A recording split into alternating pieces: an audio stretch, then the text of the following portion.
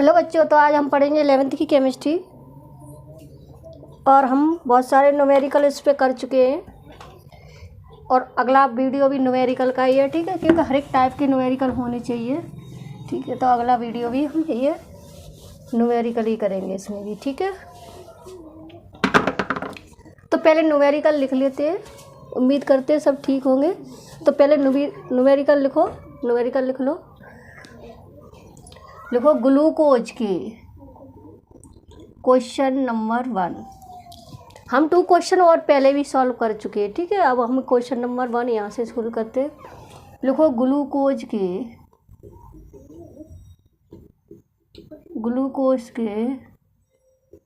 ठीक है, ग्लूकोज के 2.82 ठीक है 2.82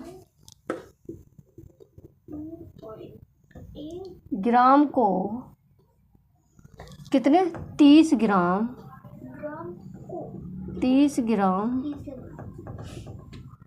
जल में घोला गया। 30 ग्राम जल में घोला गया। ठीक है, विलयन की हमने नॉर्मलता कल निकाल ली थी, आज निकालेंगे मोललता। ठीक है, कल न्यूमेरिकल जो हुए थे अगली वीडियो आ चुकी है तुम्हारे पास उसमें, तो आज हम निकालेंगे मोललता। तो विलयन की मोललता ज्ञात कीजिए। ऐसे न्यूमेरिकल आते हैं। ठीक है, तो 12th की केमिस्ट्री है ये। तो सबसे पहले अब हम देखते हैं कि इसमें मात्रा कितनी दी है। ठीक है, और किसमें आयतन कितना दिया है, यही तो देखते हैं हम। हमारे फार्मूला क्या होता है, यानी मोललता बराबर होता है m बराबर विलय में ग्राम अणुओं की संख्या अपॉन आयतन किलोग्राम में लेंगे हम, या फिर किलोग्राम में न लोगे तो 1000 का मल्टीप्लाई कर दो फार्मूला में। ठीक है, अब देखो इसमें सबसे पहले दिया क्या क्या है, तो लिख लो सबसे पहले ग्लूकोज का द्रव्यमान। सबसे पहले लिखो ग्लूकोज का मात्रा लिख लो, चाहे ग्लूकोज की मात्रा कितनी दी है हमारी 2.82 ग्राम 2.82 ग्राम। ठीक है, अब क्या है, इसमें घोला किस में गया है, जल में घोला गया है, तो जल की मात्रा लिख लो।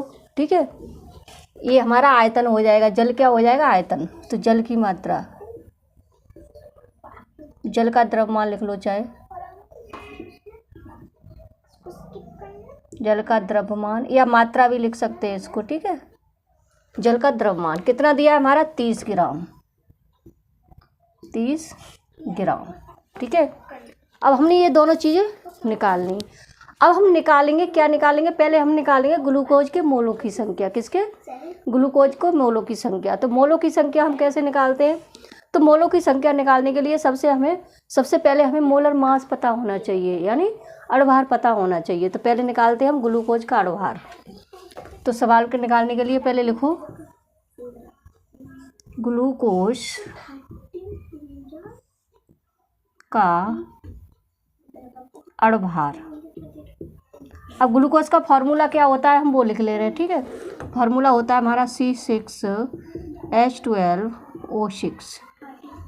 ठीक है, C6H12O6। तो अब इसमें लिख दो, इसका हम अब मल्टीप्लाई करते हैं। ठीक है, इसमें C का हम अणुभार निकालेंगे तो कितना लगाते हैं हम, C कार्बन एटॉमिक नंबर कितना होता है, C का 6 होता है, उसका डबल कर देते हैं। या तो एटॉमिक वेट याद कर लो, और याद नहीं है तो एटॉमिक नंबर है उसका डबल कर दो। ठीक है, तो क्या निकल आता है हमारा एटॉमिक वेट निकल आता है, यानी एटॉमिक मास निकल आता है। तो हम इसको, हमारा 6 होता है तो 6 का हम कहते हैं 12 6 प्लस लगाएंगे अब। ठीक है, अब हमारा H कितना लगाते हैं हम 1 लगाते हैं। H कितने हमारे पास 12, मल्टीप्लाई कर देंगे 12 का, प्लस वो कितने हमारे पास, वो का कितना होता है 8 होता है, 8 का डबल करो 16 लगा देंगे। एटॉमिक नंबर है, एटॉमिक नंबर हमें याद होता है ना, तो उसका हम डबल कर देते हैं, डबल करके हम एटॉमिक वेट लगा देते हैं यहाँ पर हमें एटॉमिक वेट लगाना होता है। अगर एटॉमिक वेट याद है तो अच्छी बात है, नहीं याद है तो क्या करेंगे हम इसको, जो एटॉमिक नंबर होता है ना उसका डबल कर देते हैं। तो लिखो 16 × 6, ठीक है।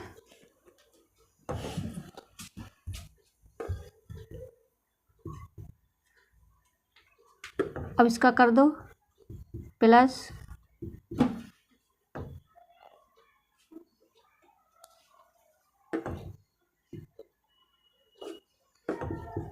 तो ये प्लस कर दो,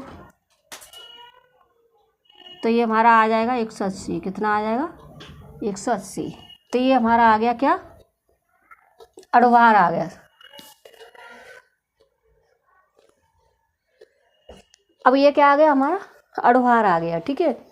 अब अड़वार निकालने के बाद हम क्या करेंगे, अब हमें इसमें अब हम निकालेंगे ग्लूकोज के मोलों की संख्या। क्या निकालेंगे? ग्लूकोज के मोलों की संख्या। तो पहले लिख लो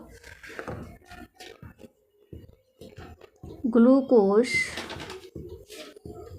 के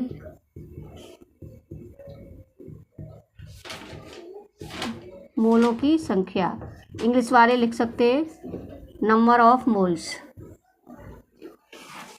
ठीक है, नंबर ऑफ ग्लूकोज, ये लिख सकते हैं नंबर मोल्स ऑफ ग्लूकोज, ठीक है। तो इसमें क्या है, अब हमने इसका फॉर्मूला होता है हमारा मात्रा बटे अड़वार, मात्रा बटे अड़वार, ठीक है। तो मात्रा हमारी कितनी दी है? हमारी दी है 2.82, ठीक है। तो लिख दो इसको 2.82 अपॉन, ठीक है। अपॉन में क्या हो जाएगा? अड़वार, अड़वार हमने कितना निकाला? 180। तो यहाँ लिख दो 180, ठीक है। 180 हमारा क्या हो गया? अड़वार हो गया।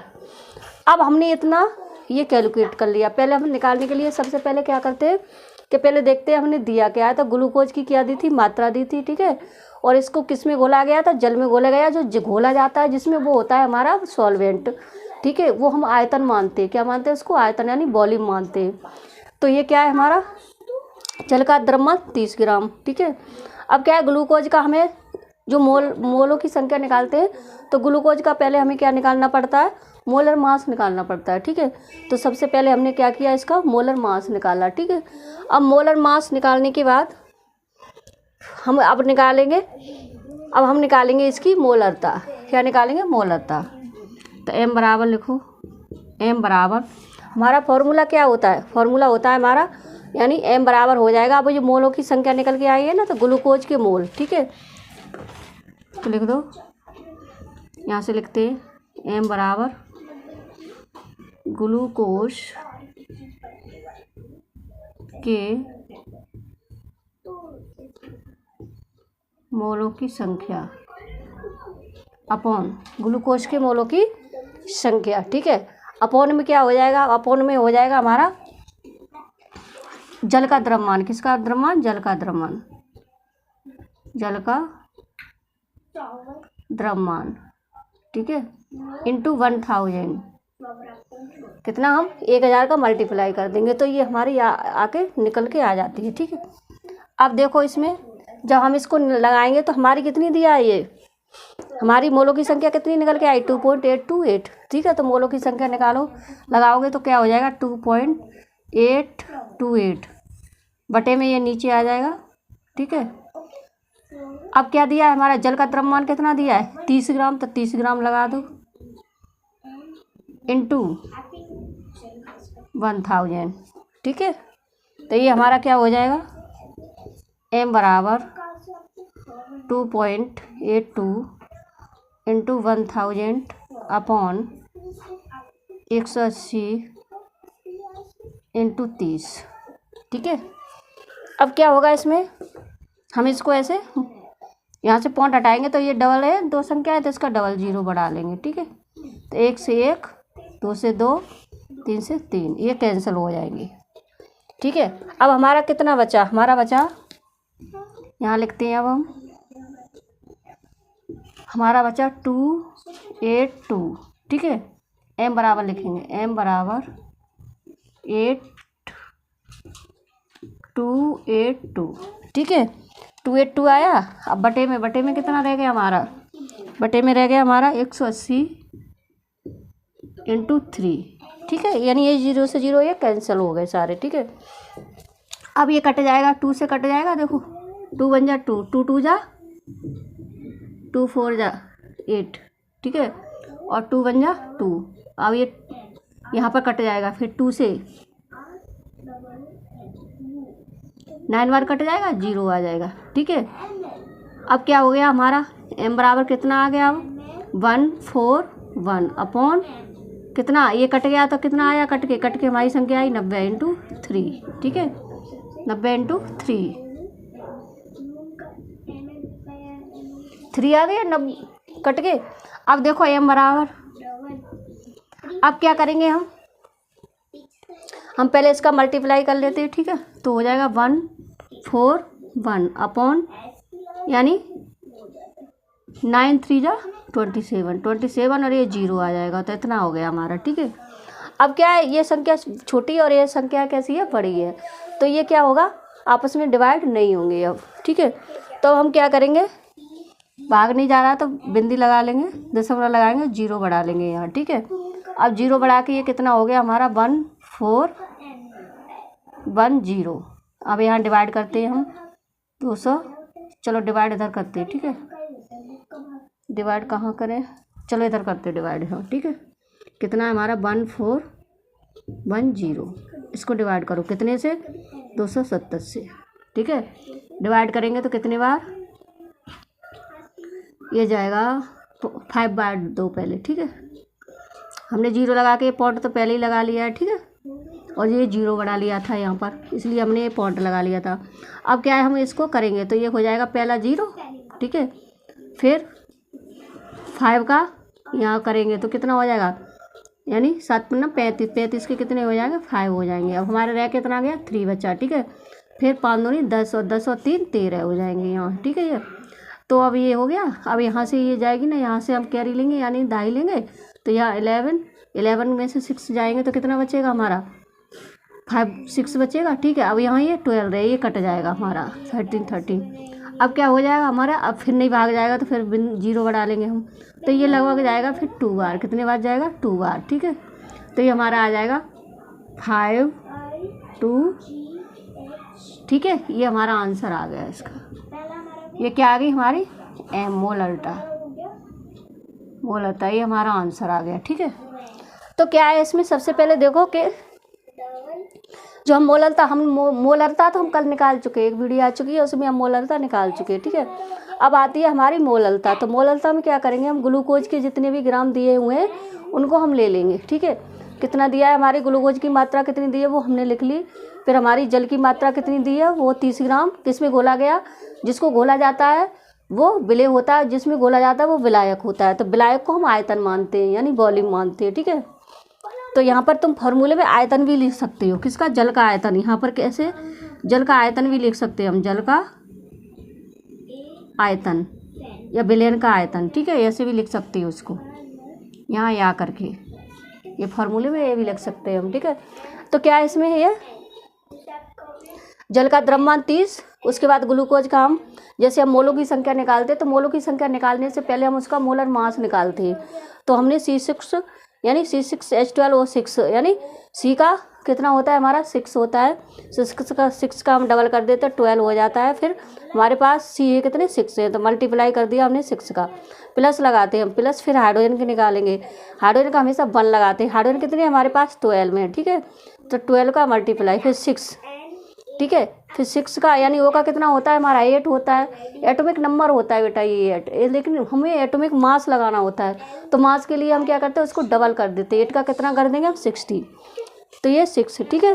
अब ये मल्टीप्लाई करके इतना और ये हमारा आ गया। अब हम निकालते हैं मोलों की संख्या, ग्लूकोज के मोलों की संख्या, ठीक है। तो ग्लूकोज के मोलों की संख्या निकालने के लिए पहले हम मात्रा बटे अड़भार निकालते हैं। तो मात्रा कितनी हमारी 2.82, ठीक है। अड़भार हमारा कितना आया निकल के 180, तो ये हमने लगा दिया। फिर हम m बराबर लगाएंगे ग्लूकोज के मोलों की संख्या अपॉन जल का द्रव्यमान, या तो जल का द्रव्यमान या आयतन लिख सकते हो, ठीक है, विलयन का आयतन भी ले सकते हो, यहाँ पर जल का आयतन नहीं तो विलयन का आयतन इंटू 1000, ठीक है। ये हमारा फॉर्मूला होता है, हमने इसमें रख दिया इसको, और ये काट के फिर डिवाइड करके हमारा इतना आ गया, तो ये हमारा न्यूमेरिकल कंप्लीट हो गया बेटा, ठीक है। तो ये उम्मीद करते हैं तुम्हें समझ आया होगा। अब लिखते हैं अगला न्यूमेरिकल, अगला चलते हैं, इसी टाइप के न्यूमेरिकल है ये, तुम्हारे जो क्वेश्चन बैंक आते हैं उसके न्यूमेरिकल है ये, ठीक है, जो क्वेश्चन बैंक आती है तुम्हारी उनके न्यूमेरिकल है, बोर्ड में आए हुए न्यूमेरिकल है ये।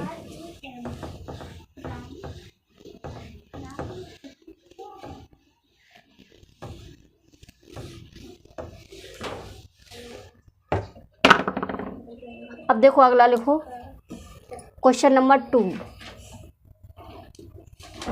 क्वेश्चन नंबर 2 लिखो, ठीक है। हमने एक कर लिया ये मोललता वाला, अब हम करेंगे अगला मोल फ्रैक्शन वाला यानी मोल अंश वाला। तो लिख लो अगला एथिलीन, लिखो एथिलीन, एथिलीन ग्लाइकोल,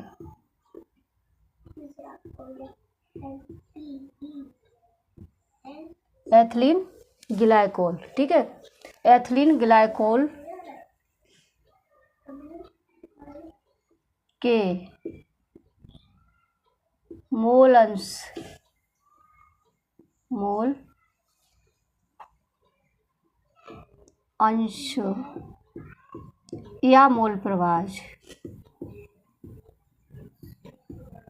मोल प्रभाज, ठीक है, मोल प्रभाज की गणना कीजिए, मोल प्रभाज की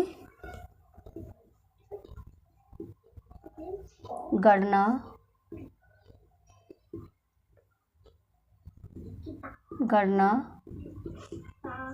कीजिए, ठीक है।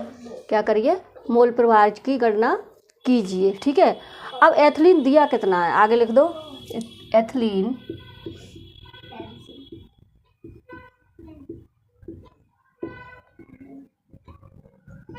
एथिलीन ग्लाइकोल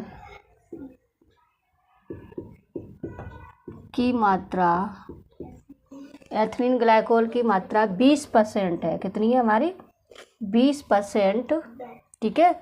द्रव्यमान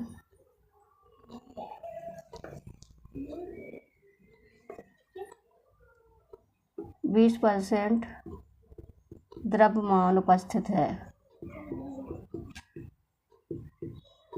तो कोई भी विलयन है उसमें कितनी है हमारी 20% क्या है हमारी एथिलीन ग्लाइकोल, ठीक है, एथिलीन ग्लाइकोल है, ठीक है। अब हमें इसमें क्या निकालना है, मोल फ्रैक्शन निकालना है यानी मोल अंश निकालना है, ठीक है। हमें इसमें बस ये मात्रा दी हुई है और कुछ नहीं दिया हुआ है, ठीक है। तो ये इसके लिए हमें क्या करना है, पहले मोल अंश निकालना है, मोल फ्रैक्शन निकालना है। तो पहले लिखते हैं, ठीक है, पहले लिखो, सबसे पहले दिया क्या है, एथिलीन ग्लाइकोल के मोल अंश या मोल प्रभाज की गणना कीजिए। एथिलीन ग्लाइकोल की मात्रा 20% द्रव्यमान उपस्थित है, ठीक है,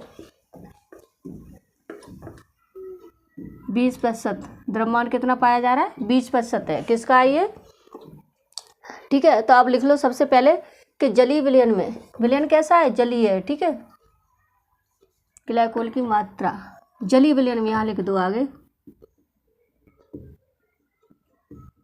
जलीय विलयन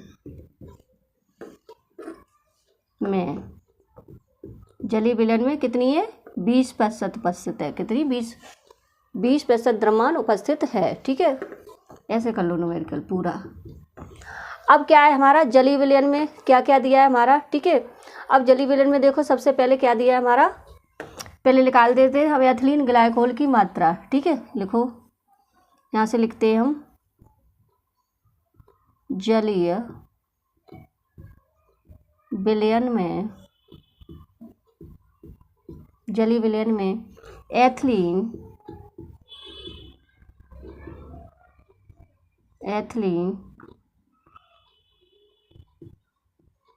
ग्लाइकोल की मात्रा, ठीक है।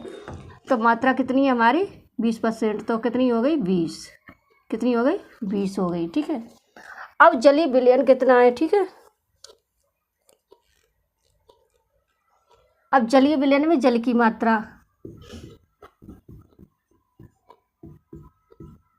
जलीय विलयन में जल की मात्रा, जल की मात्रा, ठीक है। अब हम क्या निकालेंगे, जल की मात्रा। तो जल की मात्रा हमारा जलीय विलयन क्या है, हमारा जलीय विलयन हम मान लेते हैं कोई 100 है, ठीक है। इसमें से 20 हमारे ये निकल जाएंगे, तो कितना बचा हमारा 80, यानी ये हमारी आ गई जल की मात्रा, यानी जलीय विलयन की मात्रा, ठीक है। अब हम इन दोनों का निकालेंगे पहले अणुभार। क्या निकालेंगे, अणुभार यानी मोलर मास, ठीक है। तो सबसे पहले देखो निकालो मोलर मास। मोलर मास के लिए क्या करेंगे, हमें एथिलीन ग्लाइकोल का फॉर्मूला पता होना चाहिए। फॉर्मूला क्या है हमारा, सी यानी फॉर्मूला होता है हमारा C2H6O2, ठीक है। तो लिखो C2H6O2, ये हमारा किसका फार्मूला है, ये हमारा है एथिलीन ग्लाइकोल का, किसका, एथिलीन ग्लाइकोल का फार्मूला है, ठीक है। तो पहले हम इसका मोलर मास निकालेंगे। तो निकालो इसका मोलर मास, मोलर मास निकालो। सी का लगाएंगे, सी का कितना लगाते हैं हम हमेशा 12 इंटू सी कितने हमारे पास 2 है, तो 2 प्लस लगा देते हैं फिर, ठीक है। एच का कितना लगाते हैं 1, एच हमारे किसने पास है 6 है, तो 6 कर दिया, फिर प्लस लगाएंगे, फिर ओ का लेंगे, ओ का कितना हमारा 8 होता है, 8 का डबल कर देंगे तो कितना हो जाएगा 16, ठीक है। एटॉमिक नंबर कितना होता है इसका 8 होता है, या तो एटॉमिक मास याद हो तुम्हें तो वो लगा लो, नहीं याद है तो एटॉमिक नंबर याद है तो उसका डबल कर दो, ठीक है। तो इसका एटॉमिक नंबर यानी परमाणु क्रमांक, इसे बोलते हैं हिंदी में परमाणु क्रमांक, कितना होता है इसका 8 होता है, 8 का डबल किया, ठीक है, ये हो गया। आप देखो 24 हो गया, ये प्लस 6 हो गया प्लस 32। अब हम क्या करेंगे, इसको प्लस करेंगे 2 और 6 8 और ये, तो कितना हो जाएगा हमारा ये, यानी 2 6 8 हो जाएगा, और ये 8 और 4 12, 12 के 2, ठीक है। 12 का कितना आ जाएगा बेटा हमारा 2 आ जाएगा, ठीक है। अब ये और ये यानी कितना हो जाएगा हमारा 6 हो जाएगा, तो हमारा 62 आ गया इसका एटॉमिक मास, यानी क्या आ गया ये मोलर मास, क्या आ गया इसका मोलर मास, ठीक है। अब हम जल का मोलर मास निकालेंगे, किसका निकालेंगे, यहाँ निकाल लो जल का H2O का, ठीक है। तो H का कितना लगाते 1 इंटू 2 प्लस O का कितना हो जाएगा हमारा 16, तो टोटल हमारा कितना हो जाता है, यानी 2 हो जाएगा प्लस 16, ठीक है। तो H2O बराबर कितना हो जाएगा हमारा 18, कितना हो जाएगा 18, ठीक है, 18 हो जाएगा हमारा ये। तो हमने ये दोनों के मोलर मास निकाल लिए, क्या निकाल लिया हमने, ये मोलर मास निकाल लिए, ठीक है। अब मोलर मास निकालने के बाद हम निकालते हैं इसके मोलों की संख्या, क्या निकालेंगे मोलों की संख्या, तब जाके निकलता है मोल फ्रैक्शन, ठीक है। तो पहले निकालो मोलों की संख्या, तो पहले निकालते हैं हम इसके मोलों की संख्या, C2H6O2 के मोलों की संख्या, मोलों की संख्या, ठीक है। तो इसके मोलों की संख्या देखो, अब इसके मोलों की संख्या कितनी हो जाएगी हमारी, हमारा फॉर्मूला क्या होता है मात्रा बटे अणुभार, क्या होता है मात्रा बटे अणुभार, मात्रा बटे अणुभार, ठीक है। ये हमारा इसका फॉर्मूला होता है, क्या होता है मात्रा बटे अणुभार। तो इसकी मात्रा हमारी कितनी दी है 20, ठीक है, और ये कितना दिया है हमारा अणुभार 62, तो लगा लो इसको 20/62, ठीक है। अब ये क्या करेंगे हम, इसमें भाग इसका जाएगा नहीं, तो हम क्या करेंगे पहले से यहाँ पॉइंट लगा लेंगे, पॉइंट लगा के यहाँ 0 बढ़ा लेंगे, ठीक है। 0 बढ़ाने के बाद ये जाएगा 6 यानी 6 18 लगभग 3 बार जाएगा, कितने बार जाएगा 3 बार, ठीक है। फिर लगाएंगे हम, फिर चला जाएगा ये 2 बार, कितनी बार 2 बार, तो हमारा इसकी मोलों की संख्या इसकी निकल के आई कितनी, ठीक है, ये निकल के आ गई 0.32। अब निकालते हैं हम जल के मोलों की संख्या, जल के मोलों की संख्या। तो जल के मोलों की संख्या निकालो। अब जल के मोलों की संख्या मात्रा बटे अड़वार, यही वाला फॉर्मूला लगेगा। ठीक है, तो हमारी मात्रा कितनी दी है जल की दी है 80 ग्राम। ठीक है, और अड़वार कितना निकल के आया इसका, अड़वार 18, कितना निकल के आया 18। तो लगा दो 80/18। ठीक है, अब ये 80 हमने 18 कर दिया। ठीक है, अब इसमें इसका डिवाइड करेंगे, क्या करेंगे, इसको डिवाइड करेंगे। तो ये 18 चौका 72, यानी कितने बार चला जाएगा तुम्हारा, 18 चौका 72, यानी ये 4 बार के लगभग जाएगा। कितने बार जाएगा, 4 बार जाएगा। ठीक है, 4 के बाद फिर हम इसको 8 बचेंगे, फिर हम कर लेंगे, फिर 4 बार चले जाएगा, फिर 0 बढ़ा लेंगे। ठीक है, फिर 4 बार है, तो इस तरह से ये जाता रहेगा 4 बार। ठीक है, इतनी बार चला जाएगा ये।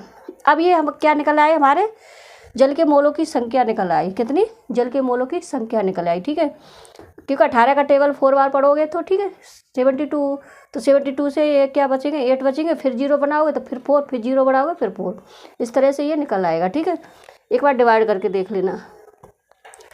अब क्या है इसमें, अब ये हमारे आ गए मोलों की संख्या। अब हम निकालते हैं मोलर मास। क्या निकालते हैं, अब मोल फ्रैक्शन। क्या निकालेंगे, मोल फ्रैक्शन। ठीक है, तो पहले निकालते हैं हम जल का मोल, इसका C2H5OH का किसका निकलवा रहा है, ये निकलवा रहा है ग्लाइकोल के मोलन से, यानी हमें इसका निकालना है। किसका निकालना है, सिर्फ इसी का निकालना है, एक ही का। ठीक है, और किसी का नहीं निकालना, हमें सिर्फ इसका निकालना है। ठीक है, तब देखो C2 यहीं निकाल देते हैं, तो C2H6O2 का मोल प्रभाज।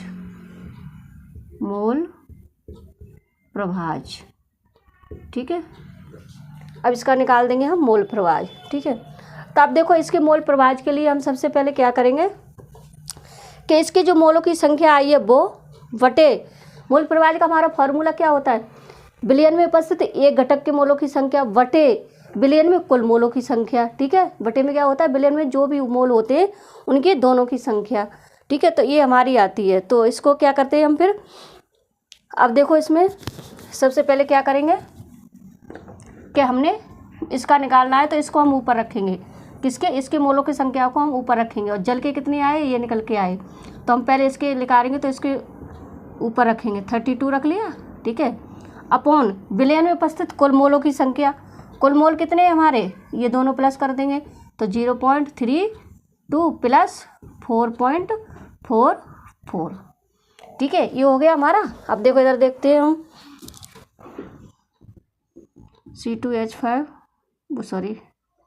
H6O2 का मोल प्रभाव। ठीक है, अब हम इसको प्लस कर लेंगे। क्या कर लेंगे हम, अब इसको प्लस कर लेंगे दोनों को। ठीक है, तो दोनों को प्लस करने के बाद जो संख्या आएगी वो हम इसको यहाँ पर लिख लेंगे। तो पहले हम लिख लेते हैं 0.32। ठीक है, फिर हमने यहाँ पर लिखा 0.32 प्लस 4.44। ठीक है, 4.44। अब ये हमने लिख लिया। अब हम इसको प्लस कर लेते, क्या कर लेते, प्लस कर लेते। देखो प्लस कर लो, यहाँ पर कर लो। प्लस कैसे करेंगे हम, यहाँ पर कर लेते हैं 0.32। ठीक है, अब हम यहाँ लगा देंगे ये संख्या, और ये हमारी हो जाएगी 44। ठीक है, 44। तो ये कितना आ जाएगा हमारा, ये हो गया 6 हमारा, और ये हो गया 7.4। ठीक है, तो इस तरह से हमने ये प्लस करके रख लिया। तो ये कितना आ जाएगा हमारा, फिर प्लस करके 0.32 अपॉन कितना आया हमारा 4.76, ये आ गया। ठीक है, अब क्या करेंगे हम, इसके पॉइंट से पॉइंट को हटा देंगे, क्योंकि संख्या सेम है। ठीक है, संख्या सेम है, तो हमने क्या किया, इसके पॉइंट को हटा दिया। ठीक है, अब क्या है इसमें, अब हमने क्या किया, भाग जाएगा ना, भाग टूटे की हम बिंदी लगा लेंगे, और दशमलव लगा के यहाँ 0 बढ़ा लेंगे, फिर भी नहीं जाएगा, क्योंकि ये 320 है संख्या, और ये 476 है। ठीक है, अब इसमें नहीं जाएगा, डिवाइड नहीं होगा ये। ठीक है, डिवाइड नहीं होगा, तो हम क्या करेंगे, फिर से यहाँ 0 बढ़ाएंगे यहाँ पर, और यहाँ पर भी एक 0 बढ़ा लेंगे। ठीक है। यहाँ पर भी क्या कर लेंगे, एक जीरो बढ़ा लेंगे, यहाँ पर जीरो बढ़ा लेंगे, फिर यहाँ पर भी एक जीरो बढ़ा लेंगे। अब ये कितने बार चलेगा, चला जाएगा 4 सत्ते 4 4 4 2 4 4 4